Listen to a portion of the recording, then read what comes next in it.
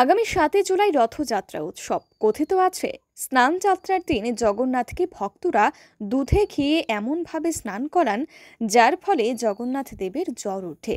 ৭ দিন ধরে ঘরে থাকার পর রথযাত্রার দিন ভাই বলদেব এবং বোন সুভদ্রাকে নিয়ে নগর দর্শনে বের হন জগন্নাথ দেব। সুসজ্জিত তিনটি রথে করে নগর দর্শনে বের হন জগন্নাথ, বলদেব এবং সুভদ্রা।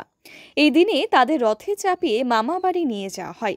হাজার হাজার ভক্ত এই রথ টেনে নিয়ে যান ও এই সময়ে চারিদিকে ধর্মীয় গান এবং নাচের মাধ্যমে উৎসব মুখর পরিবেশের সৃষ্টি হয়। রথযাত্রাকে কেন্দ্র করে আগরতলা শহরে বেশ কিছু বছর ধরে সাড়া ফেলেছে ইস্কন। এবছর ইস্কনের রথ পূর্বাশা প্রাঙ্গণ থেকে বের হয়ে পূর্বাশা প্রাঙ্গণে সেই ৭ দিন অবস্থান করবে। সেখানে বসবে ধর্মীয় মেলা। ইস্কন মিশনের মহারাজা জানান, সমস্ত প্রশাসনিক নির্দেশনা মেনে এবছর তৈরি হচ্ছে তাদের রথ। কোনো ধরনের দুর্ঘটনা যেন না ঘটে সেদিকেও লক্ষ্য রাখা হবে। পাশাপাশি ভক্তদের এই রথযাত্রা উৎসবে অংশগ্রহণের আমন্ত্রণ জানান তিনি। হরে কৃষ্ণ। জগন্নাথ রথযাত্রা উৎসব কি জয়। আমরা সমস্ত আগরতলাবাসী ভক্তবৃন্দকে আহ্বান জানাই। আগত রথযাত্রা আগামী ৭ জুলাই আমাদের এবারে রথযাত্রা শুরু হচ্ছে পূর্বাশা প্রাঙ্গণ থেকে, এবং ওখানেই ৭ দিনের মেলা বসবে। ওখানেই গুন্ডিচা মন্দির তৈরি হচ্ছে।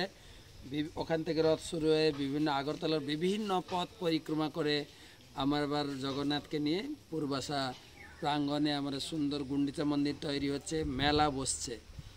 তো এবারে আপনাদের কাছে একটু বলে রাখি, সরকারি সমস্ত প্রোটোকল মেনে সরকারি নির্দেশিকা, আমাদের রথ আগের থেকে অনেকটা আমরা হাইট ছোট করেছি, এবং যে নির্দেশিকা ওনারা দিয়েছে সমস্ত নির্দেশিকা মেনে আমরা এবারে রথ বের করছি।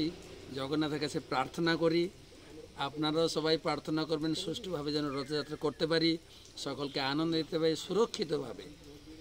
আমরা চেষ্টা করছি, যা কিছু ব্যবস্থা নেওয়া দরকার, সাবধানতা অবলম্বন করা দরকার, সমস্ত কিছু করার চেষ্টা। Bureau report, PV north east.